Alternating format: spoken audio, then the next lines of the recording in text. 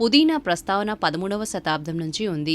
ఇదో అద్భుతమైన herbal plant. 17వ శతాబ్దంలో విరివిగా పుదీనాను పండించేవారు. ఆధునిక యుగంలోనూ పుదీనాకు అధిక ప్రాధాన్యత ఉంది. పుదీనాను టీతో పాటు మజ్జిగ, కూరల్లో, చట్నీకి వాడతాం. దీంతో పాటు నాన్ వెజ్లో కలిపి తింటాం. ఇంతకీ ఈ పుదీనా ఉపయోగాలేంటి? యాంటీ బ్యాక్టీరియా, యాంటీ ఫంగస్గా పుదీనా పనిచేస్తుంది. ఈ సంప్రదాయ మెడిసిన్ను కడుపులోకి తీసుకోవటం వల్ల టాక్సిన్స్ తొలగిపోతాయి. దీనివల్ల జీర్ణాశయం శుద్ధవుతుంది. జీర్ణక్రియ సమస్యలు తగ్గిపోతాయి. ముఖ్యంగా వేసవి కాలంలో శరీరం కూల్గా ఉండేట్లు చేస్తుంది. దీనివల్ల నొప్పులు, చర్మం మీద వాపులు తగ్గిపోతాయి. జలుబు, దగ్గు లాంటి వాటి నుంచి ఉపశమనం కలుగుతుంది. ఇరిటేషన్ వచ్చేట్లు వచ్చే పొడి దగ్గు కూడా పుదీనా రసం లేదా పుదీనా ఆకులతో చేసిన ఆహారం తింటే ఉపశమనం కలుగుతుంది.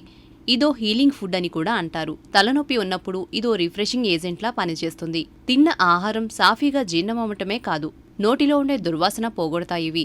దంతాలు ఆరోగ్యంగా ఉంటాయి. జీవక్రియను వృద్ధి చేయడంతో పాటు బరువు తగ్గడానికి కూడా పుదీనా ఉపయోగపడుతుంది. వీటిలో ఉండే సాలిసిలిక్ ఆమ్లం వల్ల చర్మం మృదువుగా ఉంటుంది. యూత్ఫుల్గా చర్మం కనిపిస్తుంది.